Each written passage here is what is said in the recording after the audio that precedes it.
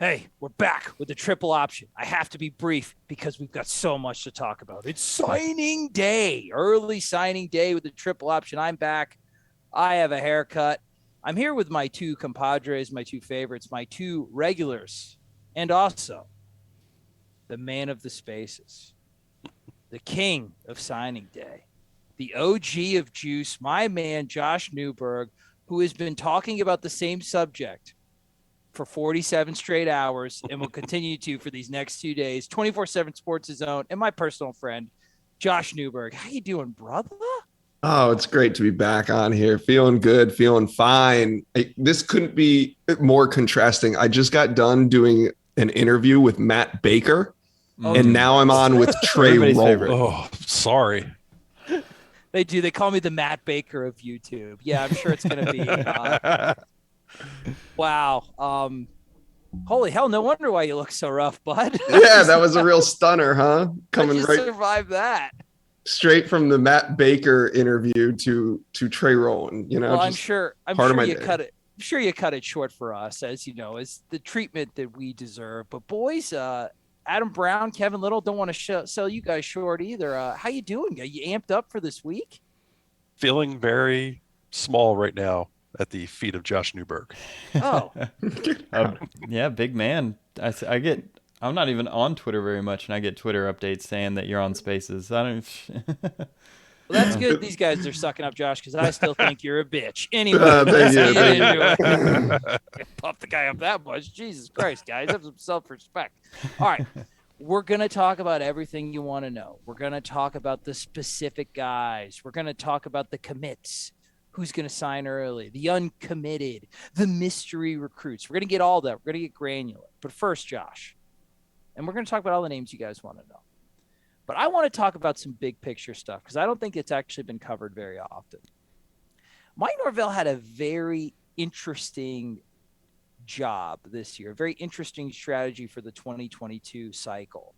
A lot of emphasis on some days, kind of pushed his chips all in onto two big weekends, Notre Dame and the Miami game weekend. A lot of activity over the summer, a lot of camps, mega camps, just a tireless effort from his staff, no vacations whatsoever. And it paid off even when the season was started off dreadfully. Like there was a really good amount of momentum that almost seemed to kind of be stalled a little bit once all this coaching carousel madness started to happen. What are your thoughts on Mike Norvell's overall recruiting strategy? And do you think he's in a good position to have a big close? Well, as we sit on not the eve of signing day, but about 36 hours out, Florida State currently has the number 10 ranked recruiting class in America. Would have never guessed it. You know, if you told me my prediction on the season was a 6-win season, and with that, I thought Florida State would probably finish somewhere between 15, 14, maybe 13 in the recruiting rankings, maybe. For them to be sitting at number 10 with a 5-win season is incredible. To have Travis Hunter, the number 1 player in America, still committed to them is a significant feat. And also Sam McCall, AJ Duffy, you know, the top of this class has a chance to contribute early for Florida State. So I really think that they did a good job. They got a couple finishing touches that they need to close on to complete the class, Julian Armella being a key piece out of high school. But I think, you couldn't really ask for this class to have gone any better than it could have. A couple things here and there, of course. But to think that the game, you know, all season, what did they say, Trey? The game's got to get played. Well, the games did get played, and Florida State lost the first four. They only won 5 total. And it didn't really, we didn't see the mass exodus that everybody predicted. And that's because of the strategy that Mike Norvell used of being honest with these guys and not telling them that, hey, we're going to jump right back on and compete for an ACC championship this year. They knew the realities of it. The coaching staff told them what to expect, and they saw it during the season, and it didn't surprise them. Had the coaching staff gone out and said, hey, we got a loaded roster, come here and we can win this thing and let's go. And they go out and win 4, the recruits are going to look at them like, what are these goofy guys saying? They're not, that's not what happened. They didn't go out there and compete. They lost their first 4 games. So I think the staff did a good job of kind of I don't want to say prepping them for the bad season, but they got him prepped for the bad season, and that's why they hung on to him.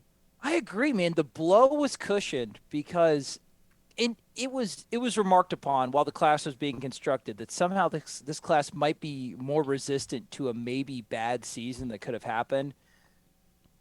And it was bad. It was the beginning of this season was the worst it could be. It was a Mexican food chart in white pants, and you're in a crowded scenario. It couldn't have been worse. And yet somehow the class stayed together. I think the only real decommitment was the kid from Mississippi, right? And Travion Williams. Aluba, and then Travion Williams.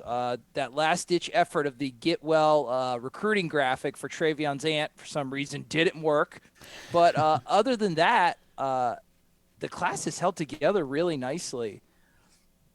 Do you think if there was anything that you could improve, because I think it's good to as you get wrapped up in recruiting and as Florida State becomes to get more realistic for these bigger names, I think that it is good to keep sight of, we all thought a top 15 class at the beginning of the year with a 6-win season would be a win.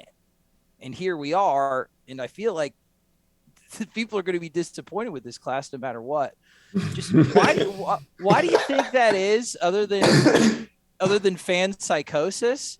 But where do you think there was some missteps in the way Florida State played this 2022 cycle? I think, I think maybe just the depth of the wide receiver board, the depth of the linebacker board. I think maybe those were two of the biggest mistakes. I mean, I understand your pass rushing board and making Marvin Jones Jr. the priority. And there really is nobody that can replace Marvin Jones Jr. It's not like I know a lot of people say Dante Anderson down at Homestead, but he's more of a tweener and what they already have on the roster. So I understand the defensive end board being a little bit thin, but I don't think you can really, when you're recruiting in the state of Florida, there's no reason why, you shouldn't have options at wide receiver. Florida State knows they need linebackers. They put all their chips in on Wesley Basaint. We saw him commit to Miami. They go in home. That Miami doubles back with the second official visit card that they pulled.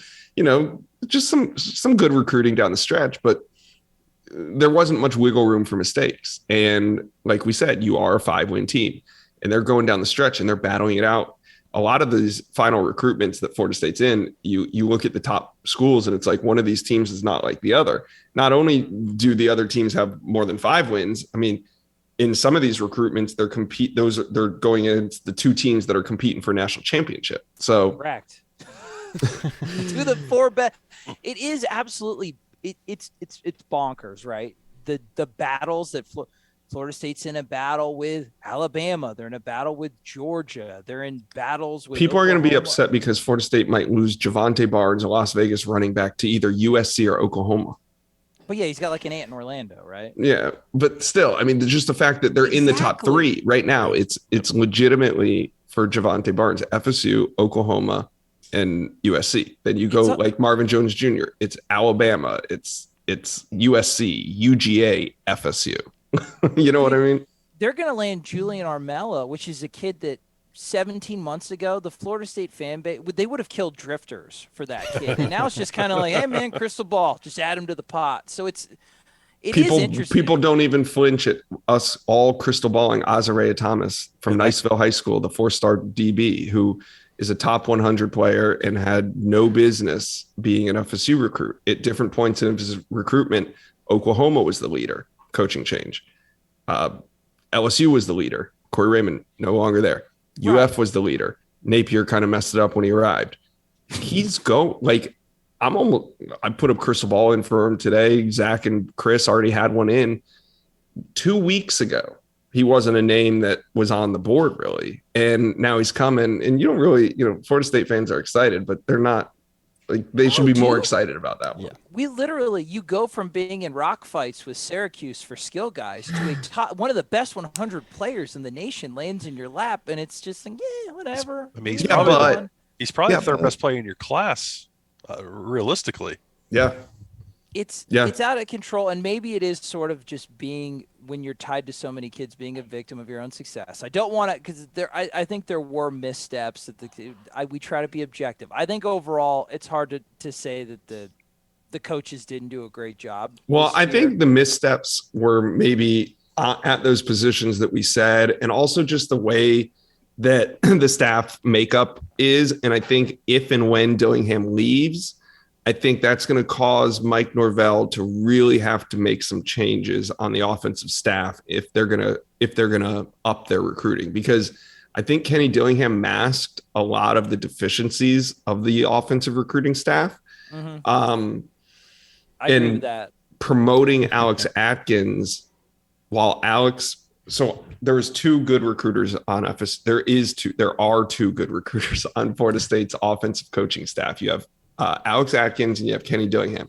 And Kenny Dillingham was kind of the lead guy because he was the OC and he worked very closely with Mike Norvell, especially on transfers and okaying guys and figuring out who they're going to pursue and who they're not going to pursue.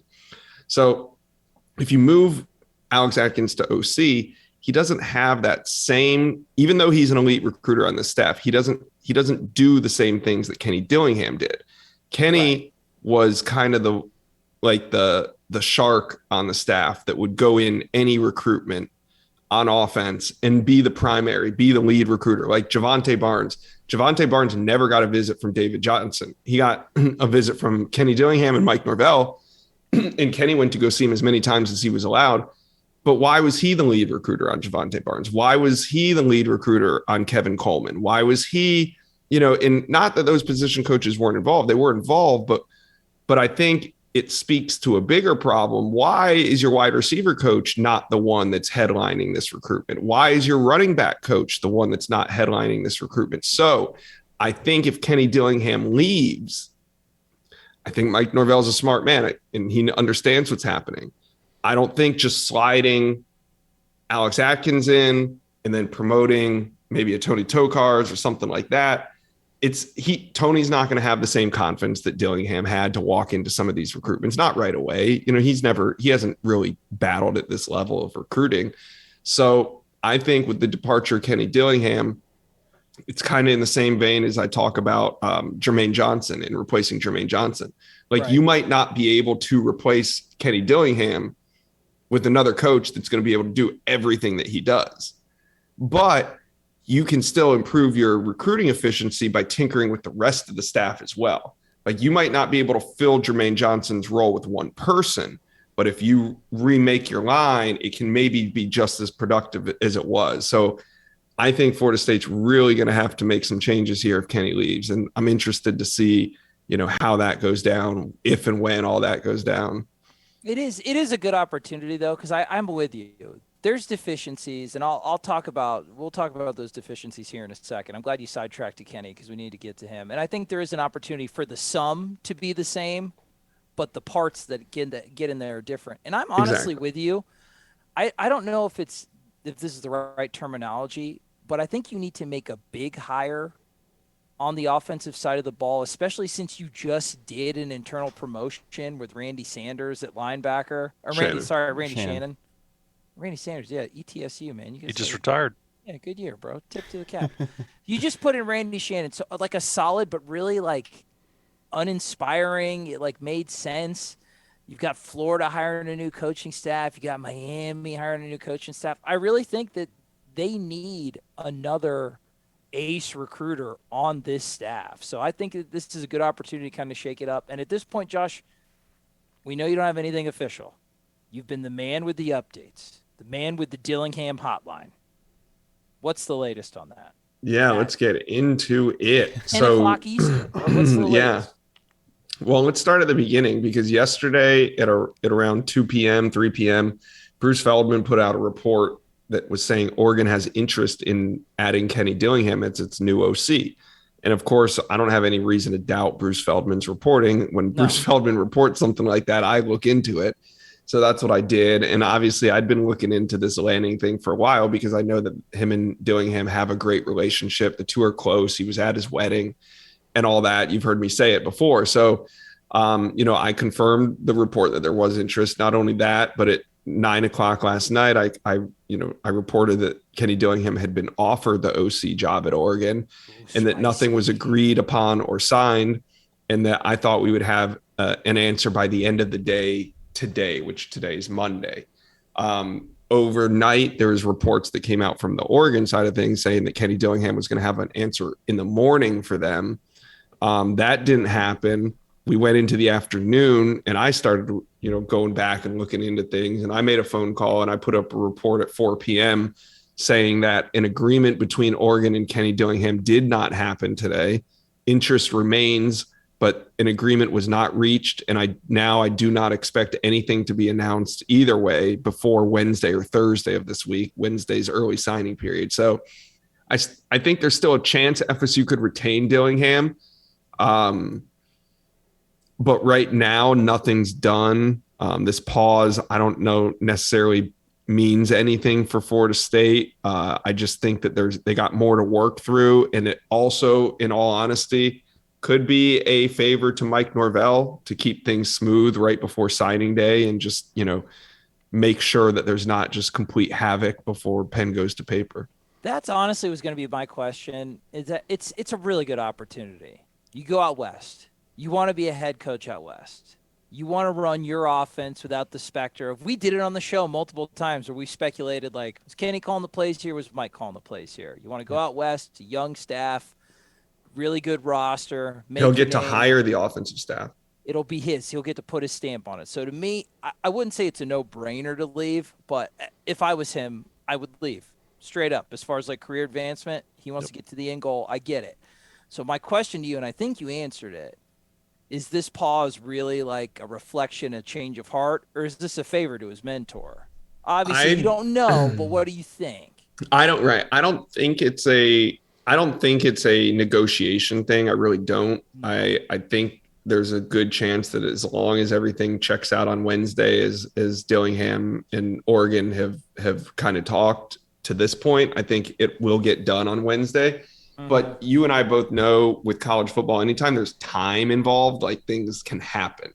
Yes. The one thing, like, I'm not trying to cover the Oregon coaching search. I'm just trying to cover the Kenny Dillingham aspect, like what's going to happen from a Florida State point of view. So I've been looking today to see, like, there's no reports of any other names. There's no reports of interviews. Like, there's no Bruce Feldman's not tweeting about anybody else associated with this job.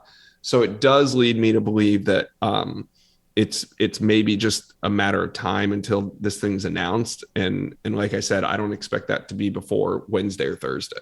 And I'll be honest with you too. I don't also foresee it's the Mike Norvell clinging on like Kenny Dillingham's leg as he's trying to like leave the house. Mike knows that every coach that gets promoted under him is a good look. And the only constant in college football is either you're getting fired or you're hiring and firing your staff. That is what it is. So I think Mike is probably encouraging him to go too. Yeah, but I don't think this is like a back and forth where Kenny's waiting on offers and he's going to let him go. Yeah. If you love a Kenny, set him free and he'll return to you eventually. That's just the Beatles song, I think. So we're going to talk about which guys that it impacts directly in our specific recruit segment. I'm almost done with some of this. I do want to ask, with the linebacker and the wide receiver, the failure in recruiting, in my opinion, so far, plenty of time to change it. Prove me wrong, guys. I know you watch. Is it a failure in strategy as far as the number of names and who you targeted? Or do you think it's more of a failure in the execution of the guys who couldn't deliver the message and have it resonate with kids? Because to me, if it's – I won't tell you which one I find to be more alarming, but I have one in my head that's more alarming. I think it's probably a mix between not having enough guys and then having bad reads on the guys that they were recruiting, like feeling that they were in better position to land those guys. And I don't know, if that intel came from the primary recruiters. I don't know where the intel breakdown came, but I think that one of the reasons why they were so picky with some of the guys that they recruited was because they felt like they had a better chance than maybe they did in reality. And I have a feeling that if I could tell by how tightly Mike Norvell's cornrows were wound, he's not a guy that likes being surprised. So I have a feeling that there's going to be more staff change to come, in my opinion. And it's going to look a lot like the staff change that we've seen. 100%. Mike knows. He understands coaching optics. Chris Marv, hired to be a defensive coordinator. Poached. Well earned. poached. You Yes. tried to hold on to that guy. I'm gonna miss that oddly shaped man. So is there any leads on any or linebackers currently going like? Kev, No? you're itching, bro. He's not gonna say Daniel Martin. No, Daniel Martin's been like my pet recruit. Yeah. I guess I'm gonna have to watch him at Vanderbilt or I something. mean, we don't think that we couldn't. Daniel Martin just kind of fell off the map from us. He was at least lying to us early all season, saying that he was going to come in on an unofficial visit for the next home game. He said that for like 5 weeks in a row. At least he was like communicating. Now we haven't had any replies back from him. We have no reason to believe that the staff went to go visit him during those 2 weeks of in-home visits. And then, of course, he wasn't on campus in the month of December. So he really hasn't even been on the board. We didn't believe that Jerron Willis was on the board. EJ Lightsey is not a guy that they're pursuing. I know that they went to go check in on Noah Taylor, the Virginia linebacker transfer. Oh, they did. I didn't know that. Okay. Yeah, they went to go talk to his high school coach in Maryland because Taylor was still on campus at school, so they couldn't meet with him. But they did go do some DD and at least meet with them. So they're showing some interest, but I don't know if they're going to really. We'll see if they pursue him coming out of the break. But right now, that would be the only linebacker in the portal that I know that Florida State's gone a little bit in that direction on. I just feel like Florida State needs a linebacker that can run a shuttle time. Yeah. Undefined, just finish it. Yeah, without too much heavy breathing, with the bars low. Absolutely. Just make that lateral turn once, and I'll be stoked. Adam, as always, I'm a piece of garbage that has monopolized the conversation. Do you have anything else to ask Mr. Josh before I kind of get into more of my spiel? I love talking to Josh so much. I lose track of time. No, I'm just enjoying all this. My dog wants to go outside. I'm wanting to yell and scream at her. I thought that was kid talk. All right, well, listen, dude. I don't want to get a copyright law by PETA, so you treat that animal like a prince. I will. I love time her. we're recording. I love her. That's right. Of course. I'm really interested. I know this is off topic, but Oregon's going to be really interesting to me because both Lanning and Dillingham potentially are two guys that haven't really had their own stamp on a side of the ball yet. So it's interesting to me that Lanning was so sought after being 2 years on a defense that isn't his. That's Kirby Smart's defense. So I thought it was a great move by Oregon to hire a guy that they're definitely going to have to replace in 3 or 4 years in some way, shape, or fashion. He doesn't bleed neon yellow and green. I can say that. But great like move, those Oregon. Guys. You'll be here again in 3 to 4 years, guaranteed. Yeah, just come back to Florida. Let's talk about the fun stuff. Let's get into the names. I want to know, surprise recruit. Is there a guy, an uncommitted guy right now, that Florida State is on the outside looking in, that is going to be one of those signing day shockers that everybody loves so much? It's really tough.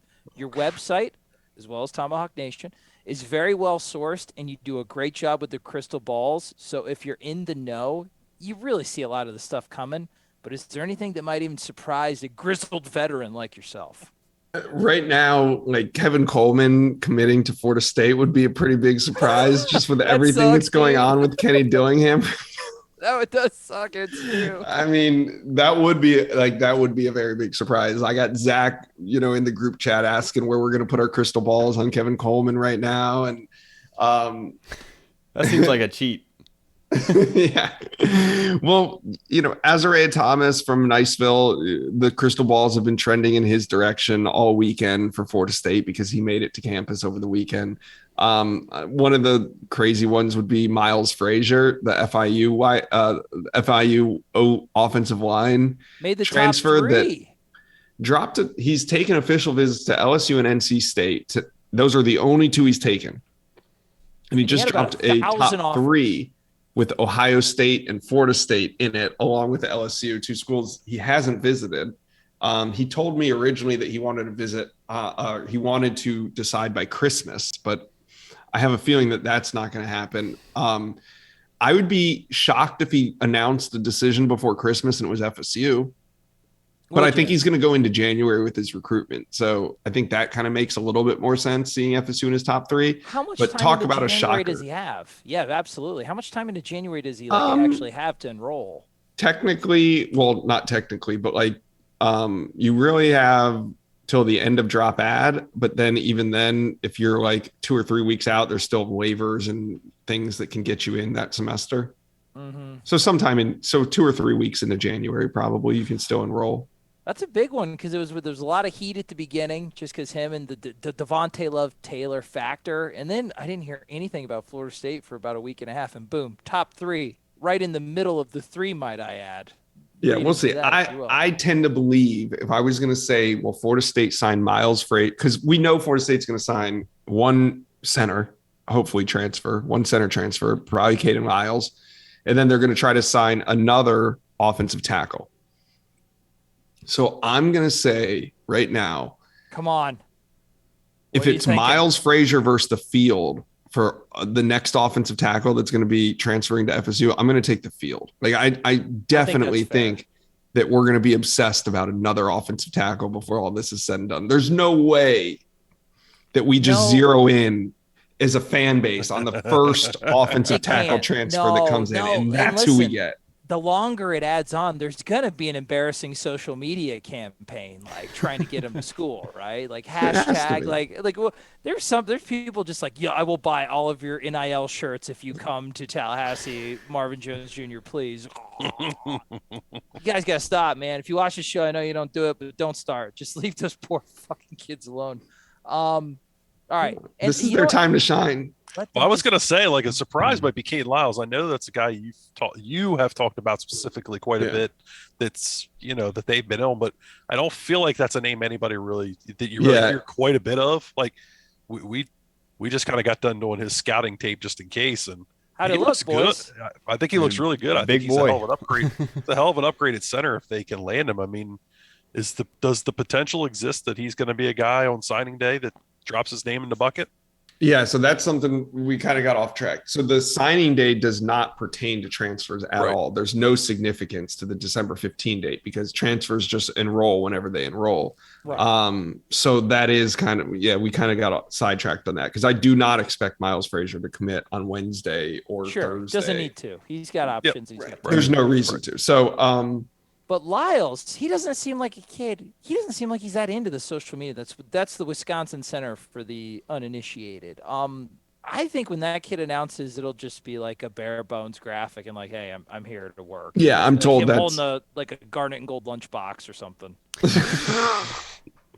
I don't know, bro. That's what I was. Beyond the garnet and gold lunchbox, I'm told that's exactly how it's going to go down. Like I was told that, I'm probably going to get tipped off to it. Hopefully I'm going to get tipped off to it before he does it. But I was just told there's not going to be a top 5 or top 3 in a lot of the transfers, like the Miles Frazier thing. I can tell you a lot of the programs that were recruiting him kind of rolled their eyes. Like transfers dropping graphics for a top 3 is. He's enjoying it quite a bit. Yeah. Yeah, I don't see the mayonnaise man from Wisconsin. I don't think he cares that much. No, that'll be fine. That type. Azareyeh Thomas, guys, doesn't feel like a surprise now. Go in the time machine to like maybe 8 days ago when you thought you had no chance at this kid. It is a big deal. I'm with you. So those are some good surprise names. Yeah, it is a big deal. We'll go to the high school kids. Might as well just finish off the other transfers at Florida State's connect to Micah Pittman. That's the wide receiver transfer from Oregon. That's a heavy Kenny Dillingham thing to me. And I think that there's been so many more wide receivers in the portal ever since he started. Who knows what? Say it. I'm just, if he wanted to come in, I think Florida State would take him. But if Dillingham leaves, I don't think they care that much, to be honest with you.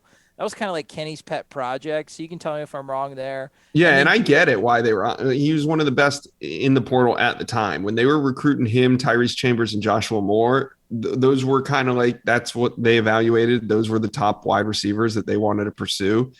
But since then, there's been so many guys that have hit the portal. So many. It's insane how many players are out there. So Clemson guys. Yeah, I can agree. I can agree with the fact that if he did want to commit, he'd probably have a spot because they've vested this time. And also he's versatile. Like he can play the slot. He can return punts. He can do the kicks. So he brings a little bit more value, but I agree with you. I think there's plenty of options out there at wide receiver. And I just do want to remind everybody on this. Dylan Gibbons committed to Florida State on May 10th. the guys that come in right now, there's going to be a whole new crop of them, believe it or not, around like spring practice, man. It's going to be a constant thing. And when Gibbons went in the portal after spring practice. Once he saw the writing on the wall that he wasn't going to be the starter, Dylan Gibbons put himself in the portal. So Florida State's biggest addition on the offensive line wasn't even in the portal this time last year. And Josh Newberg co-hosts. So an entertainment and a blocking double threat. But I'm with you, dude. Unless it's a guy that they think is a surefire starter contributor type, like a Caden Lyles, I don't think they've got scholarships to pocket, and they've got to make the numbers work out. Jared Verse, that's the only other kid I want to talk about before we get to the high school people. Boy. Albany defensive end. He had a visit with us. Syracuse, Iowa. Go Hawks. I love Iowa. Solid number 2. And then Tennessee, I believe. How are we looking for him? Is that a kid that's going to make a decision sooner rather than later? He has said that he wanted to make a decision in the coming weeks, like next 2 to 3 weeks. But then today the dead period hit and he picked up offers from Miami and USC. I know at least those two, maybe more. But I know he picked up those offers. So Chris was going to reach out to him today or tomorrow, see where his head's at, see if that's going to impact his timeline for commitment. He did get to take a bunch of visits. A lot of people considered him the best defensive end in the portal. You can kind of see that as to why Miami and USC are now offering, because they both need guys right away. And Jared Verse is probably the best available defensive lineman right now, according to those that I speak with. So he's valued by FSU highly, big time priority for FSU at a position of need. So we'll see what happens there. I think that they're in a good position, but it'll just depend on whether or not he wants to make a decision during the dead period or extend this thing into January. And he can do whatever he wants. He's a transfer. Outback Steakhouse. No rules, just right. All right. Let's get into the high school people. Oh, no. We're not going to talk transfer quarterback? Yeah, his favorite. Oh shit. Oh, Okay. come the hell on, Trey. Oh, what are excuse you doing me. over Sorry. there? Okay, man. Well, Max Johnson's sitting out there. Who? Come on. Excitement personified. Spencer Rattler's going to Arkansas. Is he going? The funny thing is, I've shot down all South Carolina. Sorry, yeah, South Carolina. South Carolina was so aggressive and landed a big time transfer quarterback. Like every single kid that went in the portal, South Carolina was on him. Like every single starting quarterback that went in the portal, South Carolina was on. That's what happens when your GA turns into your starting quarterback. Shane Beamer is just sending everybody edible arrangements. Just you can't get enough of them. Well, okay, is there the only transfer quarterback's name that's ever come out of your mouth, Josh, has been Jack Plummer from Purdue? Yeah. I know, because I ask you about every other single one except the only one that you've ever talked about. Is there any smoke right now on a transfer quarterback? It's obvious situation that's got to be delicate. That's a head shake, just nobody that. No, I don't think there is. I don't think, in this stuff about Max Johnson has been crazy. It got at him. Look at him. He's whipped them all up to a Yeah, he's excited. He goes into different. I just want the brother. Gets them all worked up. But I think it started on our side. Somebody said that some message board post popped up and said that Brad Johnson's sons are coming in this week, and I spoke to a source and they're coming in, and it's just, it got ratcheted up so quickly, and there's really nothing to it. Like there's not been there's nothing going on between Max Johnson and Florida State, and people have been, on the edge of their seat for this thing. I don't think that Max Johnson's a target for FSU now. And I've just kind of been saying till the dead period, because I didn't want to lead people on, because quarterback is one of those things where you got to update that every day if you start to go down that road. So there hasn't been any interest. There hasn't been, to this point. We'll see what happens during the dead period. But there's not a sense of urgency, because the coaches, like the fans, don't really understand what's happening, which is players are just going into the portal. You don't see quarterbacks going in the portal and committing to a new school. Like there's just a bunch of starting quarterbacks in the portal right now, and more are going in. Yeah, more are going in every day than are committing. So there's no rush to it. There's no rush. It's going to keep filling up, and especially even after spring practice. And you have to pick the right one. Yeah, but that's what I was going to lead to next was. What is, in your opinion, the theory going to be there? Are they going to be looking to upgrade that position, or are they going to be looking to just upgrade that room in the sense of trying to get a fourth body in there in case Jordan gets banged up? Or, I mean, do you think realistically at some point somebody might go in that they say, we've got to try to go get that kid. We've got to try to upgrade that position. We've got to try to get somebody better than Jordan. I mean, at the risk of losing Jordan. That's where it's really tricky with Kenny leaving, because he was that guy. Him and Mike Norvell talked about every single transfer that hit the portal. They made that decision together. And Kenny had a ton of connections through working out in Arizona at QB camps. He had connections with Jack Miller, Jack Plummer, and Spencer Rattler. He knew those kids growing up as like 13, 14-year-olds working those camps. So there was an advantage to having him and where he made those decisions. And another name that was kind of ironic that it hit the portal, because it was like one of those names like, now if this guy goes in the portal, he's one to watch. Like he's one to watch. And that was Bo Nix. Yeah. And it's funny that he hits the portal like the day that the Kenny Dillingham stuff comes out, because had the Kenny Dillingham stuff not come out that day, I'd probably be like all over the Bo Nix stuff. The Bo Nix stuff hit I haven't checked or asked because I know that there's no reason to. One, because of what we talked about, the timeline, you know, there's no rush to it. But two, the stuff that's going on with Kenny right now, he is the direct connect to Bo Nix. So I think you just gotta. And Bo hit with a no contact tag also, which means he already knows where he's going. Oh, did he? So he's going to UCF then. Oh, you think so? Oh yeah. Because it's not FSU. Yeah. No, I didn't know. I didn't know if maybe that disappoints AB greatly. Maybe Oregon was a play, but I know that Oregon's got some guys out there. But I would think UCF. It makes sense. Yeah. AB told me if we got Max Johnson, we're winning a national championship. No, I didn't freaking say that to you, liar. He said we're gonna run the wing tee with Max Johnson, win the national championship. I'd love to see Florida State run the wing tee. I would throw up. All right, you fucking caveman. All right, let's keep going. All right, good job. We got that. Let's get to the high schools. I'm going to do all the commits is one. I'm going to go through all the commits, and I'm just going to give a little – I'll ask you for stuff where I think it's necessary. Yeah, I'll jump in. Travis Hunter. Jesus Christ. Thank God. Thank God you exist, buddy. Hold on. Whoa. Mike. No, we're going to do Travis a full Hunter's going to Georgia, video right? on him. Mike Farrell's got him going to Georgia. What the hell? You're over here saying Grayson. I'm interested that some people can work in the professions they work at for so long. Travis Hunter, God bless you, kid. I'm not even going to come up with any rumors because I don't want that kid to have to diffuse any more bull crap. He's been through it all. Glad you're coming. Love you. Mm-hmm. Sam McCall. Talk about two pillars, man. And a kid that ever since he committed, everybody thought zero chance that he would make it through. Sam McCall's making it through. He's going to sign his name on the dotted line tomorrow, right, Josh? Yeah, he is. Very little concern there. Surprisingly so down the stretch. He didn't take any other official visits. Alabama didn't steal him. He didn't go back to Gainesville like everybody thought he would. It's been kind of quiet. Which is it's crazy. Is he going to be more of a corner body or a safety body?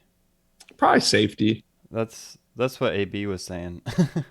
I don't know. All of his film has him playing corner, so I was just going to ask. Yeah, but I think he can do both. But, I think maybe come in as a free safety, see where he fits in at first. Sure. Josh, go ahead. I kept asking that question, made me think, though, with Travis, because everybody's going to want to know, is it corner, is it wide receiver, is it going to be both, whatever. I mean, do you have any idea what the realistic plan is for him? Is it just get him in here and figure it out, or is it play both ways as much as he can? We've been talking on the bench, and we said we put the under over at 125 snaps on offense. And I took the under for this first year. Those guys took the over, but I think I like the number 125. I think that's a good bit of snaps. And if he did go over his freshman year, that'd be pretty impressive. I think maybe his freshman year, we don't see him split as much time. Yeah. Just getting used to the college game, but who knows? I mean, he's special, so he can probably handle it. Yeah.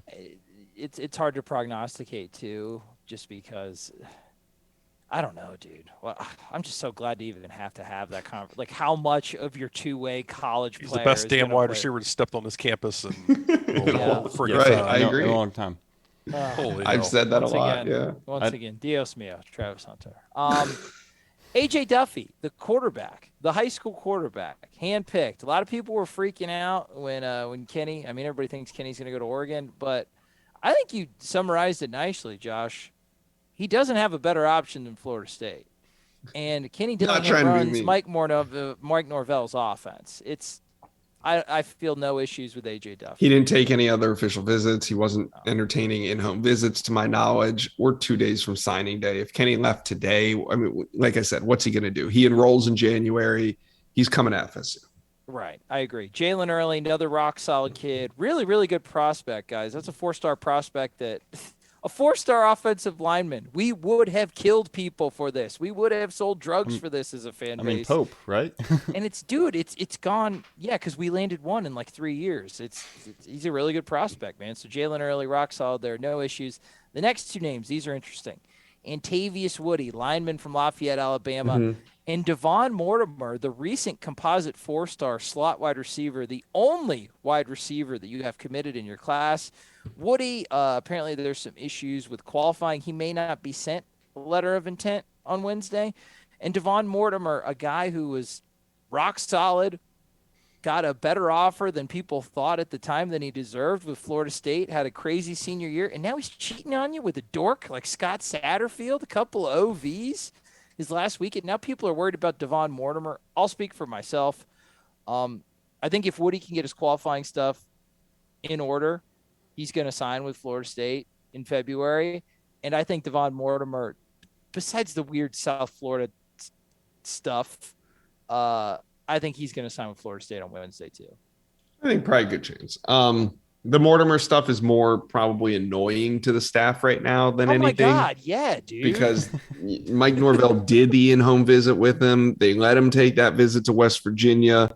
Then he takes the visit to Louisville, and now he's, quoted as saying, like, I got a decision. Trust me, I think there's gonna be a phone call made to him tonight to try to straighten some stuff out. I think it'll go in FSU's favor. Like you said, the options that he has aren't anything magnificent. I mean, West Virginia, Louisville.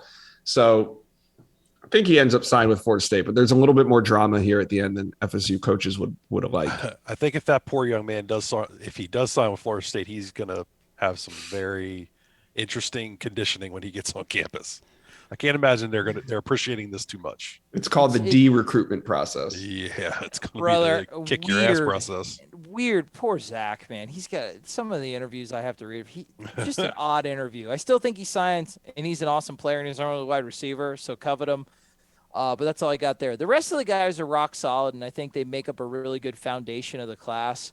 I'm not going to get into them each individually because I want to get to the uncommitted, like big name people. But this is an awesome class. You got guys like Quayshawn Sapp, Rodney Hill. Really like Rodney Hill. He's undervalued.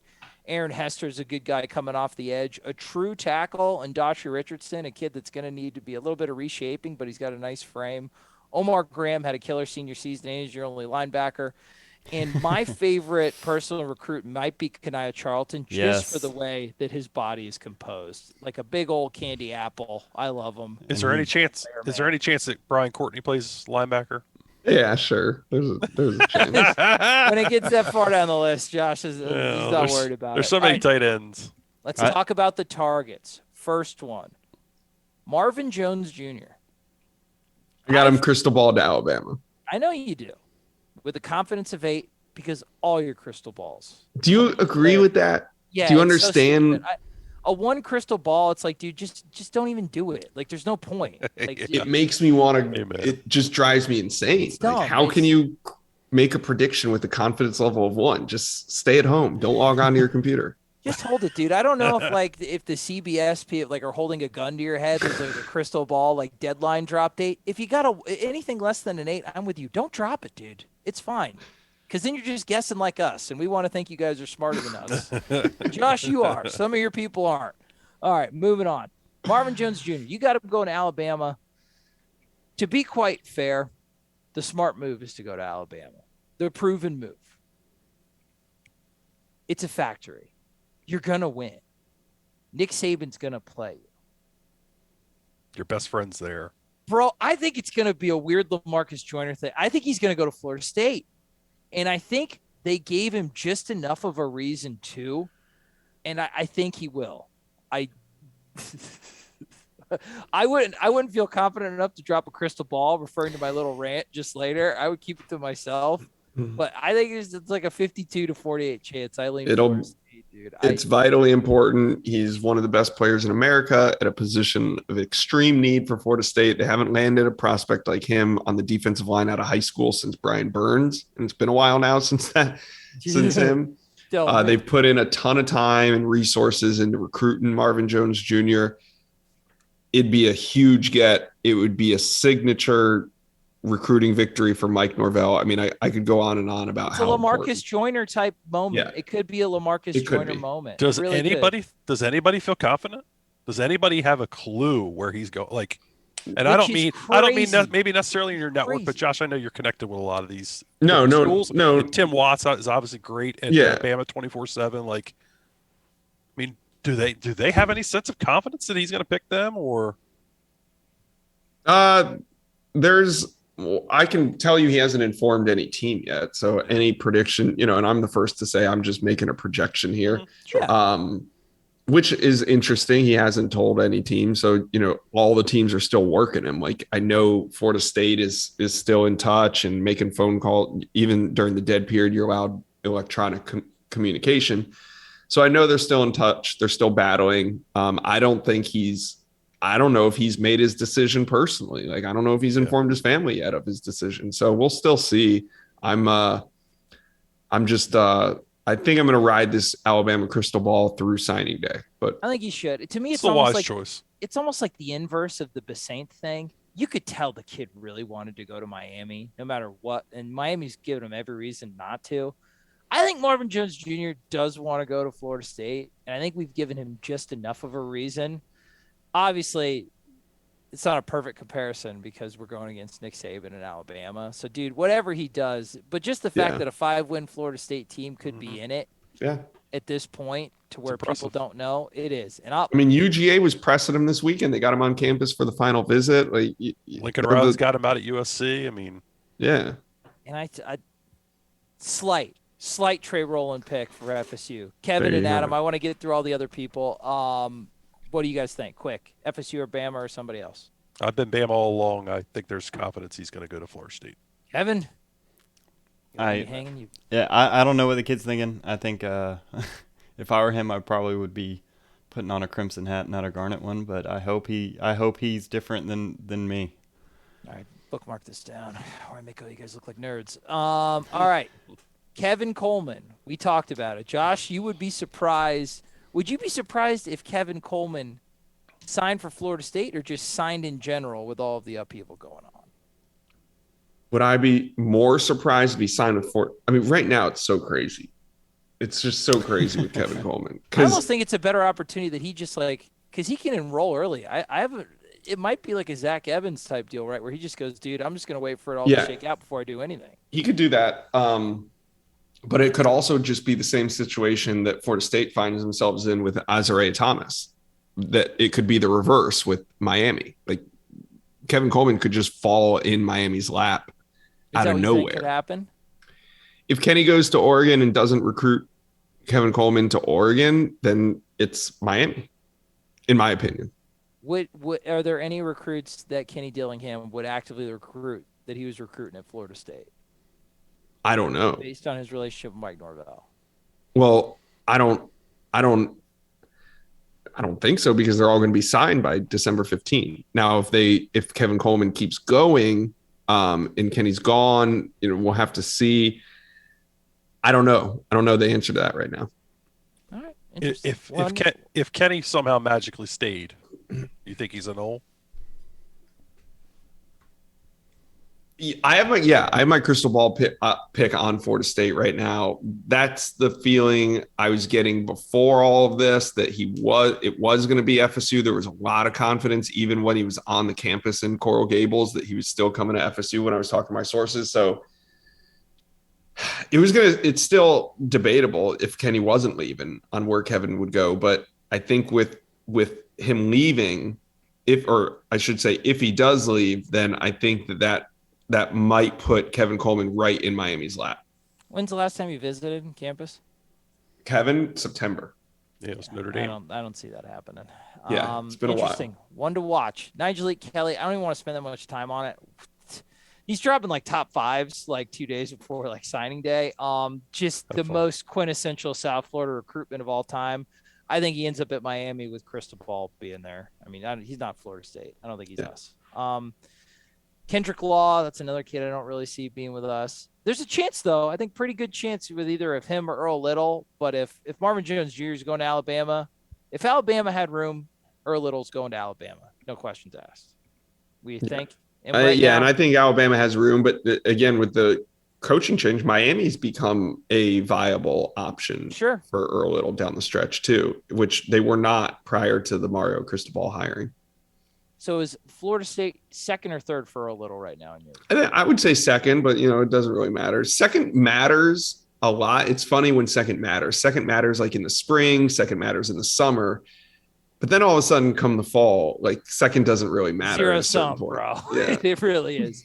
Azareyeh Thomas, we all expect to be a Nole, and that is an awesome get. And that is huge. Geez, good for you, Marcus Woodson. Jeez, to get a raise. That's why you hang around. That's like the Kendrick Law recruitment. Like you don't know. You don't know what's going to happen in these final days. It looks like there's no reason to recruit him, but this is why you stay in there and you fight.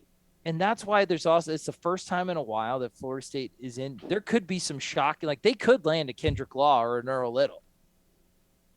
It's just there's some shockers that could happen with some actual good kids, not kids where it's between us or like Tulane or something. University of Delaware. This is awesome. Tyree West, 4-star defensive lineman, current Georgia commit, and I think he's all Florida State. Yeah. I put a Cristobal pick in for him. I don't think, we broke it down on the bench, and this is how I kind of did it, process of elimination, right? Georgia's not in it. They're not a factor. He's not going to sign with Georgia. So then you got Auburn, Tennessee, and Florida State. Auburn, his recruitment isn't as smooth. There's whatever. Nothing smooth at Auburn right now. Yeah, Florida State. He visited on an official visit last weekend. He was at Tennessee this weekend. Coming out, he had some good things to say about Tennessee, but I feel pretty confident in my Cristobal pick of Tyree West to FSU. That'll be a huge pickup, position of need, defensive tackle. Not necessarily a guy that's going to come in and play next week or next season, but he's going to be good. He'll be a good player for Florida State. Yeah, he's awesome. That's a big get. That's a big get to the already number 10 recruiting class in the country. It's a guy who's committed to Georgia, and we have 5 wins. We're going to take him, man. It's funny when the kids are the staff has done such a good job. There's like less fanfare, and it's like, dude, as excited as you were for Tyree West, continue to be that excited if he signs on Wednesday. It's massive. And the last guy, dude, this is a kid that Florida State fans have earmarked in going to FSU for like 3 years. Offensive lineman Julian Armella, and at different times throughout the recruitment, Florida State was nothing. Like there was a 0% chance he was going. Now, the last visit seemed to lock it up, dude. He's coming home. Like he was there just to show his mom the campus, and it was almost like a victory lap over the weekend. So by my account, Florida State is going to have their entire committed class sign, minus Antavius Woody, due to qualifying concerns. Massive win. They're going to add, and I'll go by y'all's opinions, they're going to add Azareyeh Thomas, Tyree West, Julian Armella, and maybe like a Caden Lyles. Outside shot of a Marvin Jones Jr. and a Calvin Coleman. And then they're going to add another transfer lineman. They're going to add maybe 1 or 2 more wide receivers. They're going to add probably a linebacker transfer. Can we get to and then they'll look to, maybe, possibly, if they can find 2 that they like. And then a defensive end, whether it be Jared Verse or somebody else in the portal. So, Josh, with a Marvin Jones Jr., okay, so without a Marvin Jones Jr., with the guys that we think are likely to sign, barring any surprises, grade the 2022 recruiting class for Florida State. Based on my expectation, I'd give it a B+. Okay. Because you're getting the number 1 player in America. Like, that's pretty incredible. It skews it. That's the curve. I would give it a B+. I think there's definitely some deficiencies, but just all in all, the plan from beginning of junior days to opening up the stadium for visits while Dan Mullen shuts down the stadium for visits in the spring was huge. People thought Midnight Madness was going to be Florida State's big event of the summer. Little did they know that was just a tone setter for every single day moving forward. That worked out well for him. The event in July worked out for him. Hell, they even have a major visit weekend against Notre Dame and lose the game and somehow end up having a great weekend out of it, that made an impact on a lot of recruits. So I think there's definitely some holes in the class. So I think a B plus is a good grade. You got your QB, you get a couple of impact players, you get a hell of an offensive line haul, and it just lacks, a couple linebackers and a wide receiver. And the final judgment of the class will be if they can plug those holes in the transfer portal, if they don't get the high school kids. Because this year showed with the offensive line recruiting, if you don't have them on the roster for game one, no help's coming throughout the year. So I'm with you. I'm like B plus range if they get all the kids we think. You push it over the top with like if you get Kevin Coleman and like Marvin Jones Jr. If you add Marvin Jones Jr. to it, that's an A, dude. I think if you just add him, it has to be with 5 wins. Yeah, it's an A, no doubt. And Omar Graham Jr., his senior film's really good. Mm-hmm. Yeah, he's a solid guy. We need more linebackers. It's just another guy that can't run though. That's the unfortunate part. But to me, it's 100% a positive. And you want to talk about a positive this episode, Josh? As always, an absolute delight to speak to you. Get some sleep. You're going to be doing all of this in perpetuity it'll feel like the rest of your life, but it's only for 2 more days. You can fire up the spaces. You can find Josh's work on Noles247.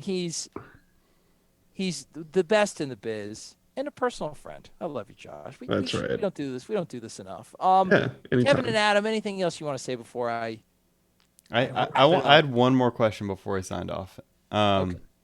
Destin Hill, is he coming in?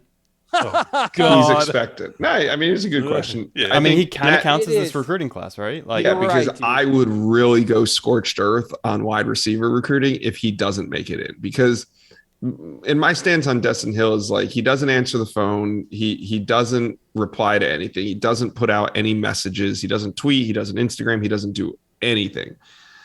So trying to solve the riddle of will he come? And there's also the FSU side of it. So talking to FSU sources and those along the way, he's expected is the way that I'll say it. They, based on the way that they've recruited, based on the way that they talk, based on the way that they plan, I would say that they fully expect Destin Hill to be here in January. All right. Well, that's good because he literally has changed his last name more in the past year than he has communicated to the public. So that is good. Destin Hill's coming, and we're coming back every week with the triple option for my guy, Josh Newberg, for Adam Brown, for Kevin Little. I am Trey Roll, and this has been your primer for early signing day. Get ready. It's going to be a show, ladies and gentlemen, and we'll be here every week on the old X's and Noles YouTube page, presented by Tomahawk Nation. Look at the bottom. Turn on notifications, all that good stuff. Come back to the X's and Noles YouTube page. Subscribe. Notifications on. Tell your friends. Go to the Patreon. Look at Kevin's squalor he has to live in, that poor-ass bitch. Give him your money. Let him get nice pillowcases. My God, he's a savage. And we love you all so much. Go Noles and nobody else. Keep chopping on.